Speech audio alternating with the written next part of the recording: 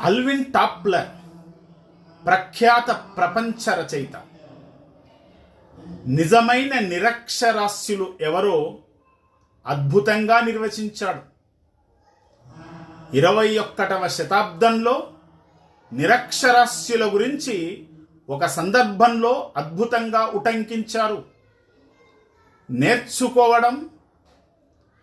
నేర్చుకున్న వాటిలో పనికిరాని విషయాలను మరచిపోవడం, తిరిగి కొత్త విషయాలను నేర్చుకోవడం, ఇది నిరంతరంగా జరిగే ప్రక్రియగా అభివర్ణించాడు.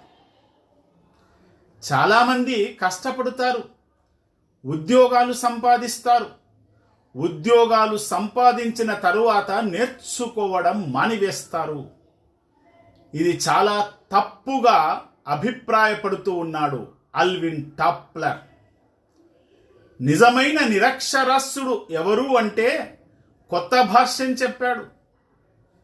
చదవడము రాయడము రానివాడు నిరక్షరాస్యుడు కాదు. కాలానుగుణంగా వచ్చే మార్పులను ఎప్పటికప్పుడు అర్థం చేసుకుంటూ ముందుకు సాగినటువంటి వాడే నిజమైన అక్షరాస్యుడు.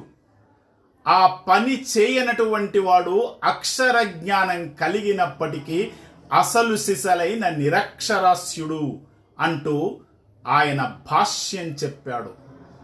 అందుకే మనం మన జ్ఞానాన్ని కాలానుగుణంగా ఎప్పటికప్పుడు పెంపొందించుకోవలసిన అవసరం ఉందన్న విషయాన్ని, నగ్న సత్యాన్ని గ్రహించాలి.